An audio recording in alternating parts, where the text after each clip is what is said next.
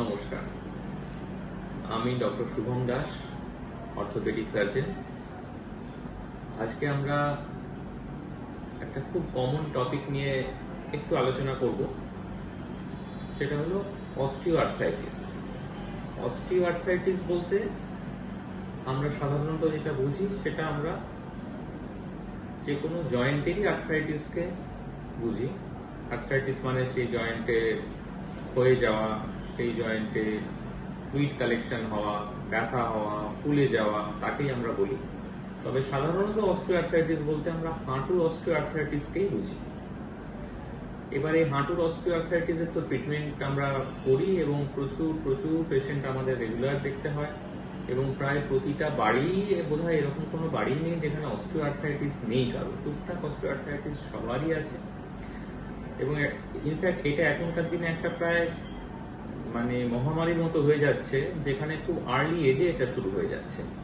যেটা আমরা আগে দেখতে পেতাম ইভেন আজ থেকে 7-8 বছর 10 বছর আগে এটা আমরা দেখতাম যে হয়তো 45-50 পরে শুরু হচ্ছে, which is more prevalent in female patients.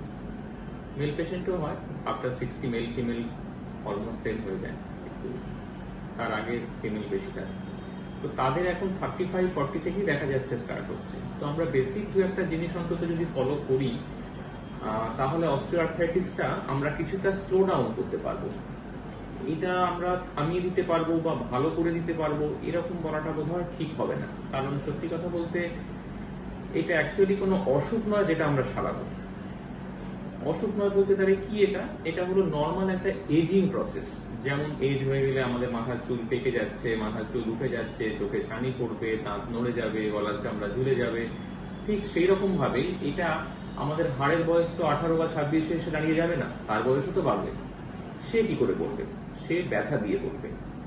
সেটাই হলো এই অস্টিওআর্থ্রাইটিস। সুতরাং আমরা যেমন বয়সকে থামিয়ে রাখতে পারি না, অস্টিওআর্থ্রাইটিসকে আমরা থামিয়ে রাখতে পারি না।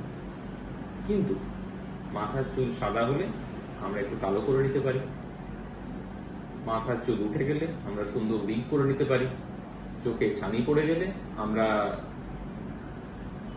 অপারেশন করে নিতে পারি, তার আগে চশমা পরতে পারি। ঠিক সেই রকম ভাবেই অস্টিওআর্থ্রাইটিসকেও আমরা স্লো ডাউন করতে পারি। এছাড়াও প্রচুর মেডিসিন এটা ওটা অনেক কিছু আছে, সেগুলো আমরা আজকে এত কিছু আলোচনা হয়তো করতে পারবো না।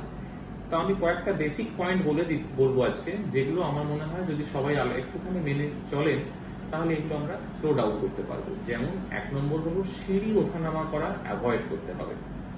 সিঁড়ি ওঠানামা করা যদি বলেন অ্যাভয়েড করতে পারবো না, আমার বাড়ি দোতলায় বা 3 তলার ঠাকুর ঘরে আমাকে ঠাকুরকে জল দিতেই হবে, তাহলে কিন্তু ঠাকুর শুনবেন না, অস্টিওআর্থ্রাইটিস আমাদের বাড়তেই থাকবে। সুতরাং ঠাকুরকে খুশি করার জন্য, ঠাকুর কি খুশি হবেন আপনি বলুন? যদি আপনি অসুস্থ হয়ে পড়েন, আপনার হাঁটুতে ব্যথা হয়, তো উনি রেগুলার জল পাবেন কি করে? তাই ওনার কথা ভেবেই আপনি ওনাকে আপনার দোতলায় নিয়ে আসুন বা 1 তলার ঘরে নিয়ে আসুন, যাতে আপনাকে সিঁড়ি ভাঙতে না হয়। আর হাঁটু ভাঁজ করে বাবু হয়ে আসন করে বসা যাবে না। সেটা আপনি বাটনা বাটা, কুটনো কাটা, ঠাকুর পুজো যা করছেন করুন, একটু উঁচু সারফেসে রেখে করুন। আমি বলছি না যে আপনাকে ছুরি কাঁচি দিয়ে কাটতে হবে, আপনি সারা জীবন ধরে বঁটিতে কেটে এসছেন, এখন ছুরি কাঁচি দিয়ে কাটতে পারবেন না। কিন্তু এই বঁটিতে কাটাটাও তো আপনি কোনো একটা সময় অভ্যেসই করেছিলেন। জন্ম থেকে আমরা কেউ কিছু শিখে আসিনি, আমাদের একটা নতুন অভ্যেস করতে হবে। কি করতে হবে? এই বঁটিটায় একটা উঁচু সারফেসে রেখে দরকার পড়লে বঁটির নিচে একটা লোহার আংটা লাগিয়ে দেবো, যাতে বঁটিটা স্টিক করে এগিয়ে না যায়। দাঁড়িয়ে কাটা প্র্যাকটিস করবো। প্রথম অসুবিধা হবে, যে কোনো কাজ করতেই অসুবিধা হয় প্রথম। যেমন কোনো কাজ করতে আপনার 8 ঘন্টা লাগতো, সেটা হয়তো 1 ঘন্টা লাগুক। মানুষ অভ্যেসের দাস। 2-3 মাস একটু কষ্ট করুন, তারপর মনে হবে আপনি বসে কাটতেন কেন একদিন। ঠিক সেরকম ভাবেই হাঁটু ভাঁজ করা আর কি ভাবে বার্ন করা যেতে পারে। যেমন কোমোড ল্যাট্রিন ইউজ করতে হবে। প্রথম সেটাও বিরক্ত লাগতে পারে, কিন্তু করতে তো হবে। যেমন খাওয়া দাওয়া চেয়ার টেবিলে করতে হবে। বাড়িতে একদমই চেয়ার টেবিল না থাকলে কিছু না হলে অন্তত বিছানার উপরে একটা কাগজ পেতে বা একটা ছোট পিঁড়ি রেখে কাগজ পেতে আপনি একটা প্লাস্টিকের টুলে বসেও খান। কারণ দেখুন, আপনি যদি নিজেকে সুস্থ না রাখেন তাহলে কিন্তু আপনি বাড়ির সবাইকে সুস্থ বা ভালো রাখতে পারবেন না। তাই ওষুধ খাওয়া তো পরের কথা, আগে আপনি এইগুলো ফলো করুন। এইগুলো কিন্তু একদম অস্টিওআর্থ্রাইটিসকে কন্ট্রোলে রাখার বেসিক স্টেপ। আপনি যেখানেই যান, এখানে দেখান, আপনি দিল্লি যান, মুম্বাই যান, ব্যাঙ্গালোর যান, বা আমরা বাঙালিরা তো সবাই ভেলোরের দিকে যেতে ভালোবাসি, যদি সেখানেও যাই, আপনি যেখানেই যান, যে ডাক্তারবাবুকেই দেখান, প্রথমে তারা কিন্তু এই কথাগুলোই বলবেন যে এইটা আগে ফলো করুন, তারপর আমরা ফার্দার মেডিসিনের দিকে যাব। তাই আমরা আজকে এই বেসিক যে কয়েকটা জিনিস আলোচনা করলাম, এগুলো আপনারা ফলো করা শুরু করে দিন। আমরা পরবর্তী ক্ষেত্রে অস্টিওআর্থ্রাইটিস নিয়ে আবার কোনোদিন আলোচনা করব, বা অস্টিওআর্থ্রাইটিস বেশি হলে আমরা এই রিপ্লেসমেন্টের দিকে যাব কি যাব না, বা কি আলোচনা হতে পারে সেগুলো নিয়ে করব। এই ছোট্ট ভিডিওর মধ্যে আমরা বেশিক্ষণ অলরেডি অনেক বললাম, আপনারা বোর হবেন। বরং এই টুকটাক পয়েন্টগুলো একটু ফলো করুন, তাহলে আমরা আরো সুন্দর একটা সুস্থ, ব্যথা ফ্রি, পেন ফ্রি জীবনের দিকে এগোতে পারবো। ঠিক আছে?